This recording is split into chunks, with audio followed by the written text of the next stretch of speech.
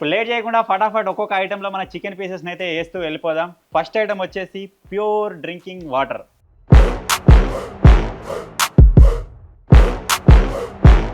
వీటిని అయితే పోసేస్తున్నాం first. So last time miss అయినందుకు ఇప్పుడు మనం వాటర్ని అయితే ట్రై చేస్తున్నాం. ఇప్పుడు ఇందులో ఒక చికెన్ పీస్ అయితే వేసేస్తాం.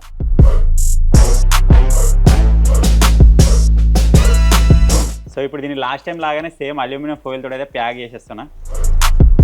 నేను వాటర్లో తేలుతుందేమో అనుకున్నా, మునిగింది.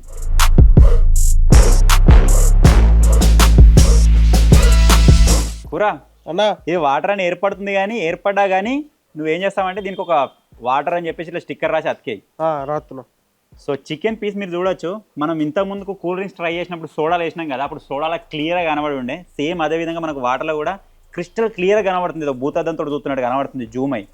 ఇగో ఎవ్రీదంది ఇట్లా నారలు ఉంటుంది కదా పీస్, అది ఎవ్రీథింగ్ కనబడుతుంది. ఇట్లా గిట్ సైడ్ ఉన్న జోరు ఇక నారలు కనబడుతుంది. ఏర్పడుతుందా నారలు? చూద్దాం. ఇది మనకు 48 అవర్స్ తర్వాత ఈ పీస్ వాటర్లో ఉండి ఏ విధంగా చేంజ్ అవుతుందో చూద్దాం. నెక్స్ట్ ఐటమ్ వచ్చేసి మనం రెగ్యులర్గా ఇంట్లో కుకింగ్ కోసం యూజ్ చేస్తే కుకింగ్ ఆయిల్ని అయితే ట్రై చేస్తున్నాం. నాకు తెలిసి ఆయిల్లో ప్రిజర్వ్ అవుతుండొచ్చు, ఎటువంటి ప్రాబ్లం లేకుండా. చూద్దాం మరి ఏం జరుగుతుందో.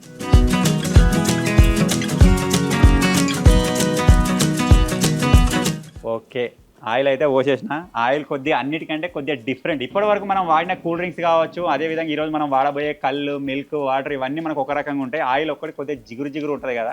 సో దీంతో ఏ విధంగా రియాక్ట్ అవుతుందో చూద్దాం. సో ఇప్పుడు ఇందులో కూడా ఒక చికెన్ పీస్ అయితే వేసేస్తానా. పూరా వింగు వింగు పీస్. మరి మొత్తం మెరుతుందిరా, ఏదో గోల్డ్ కలర్లో మెరుతుంది, కనబడుతుందా రేవో గోల్డెన్ కలర్ లెక్క ఉన్నట్టు.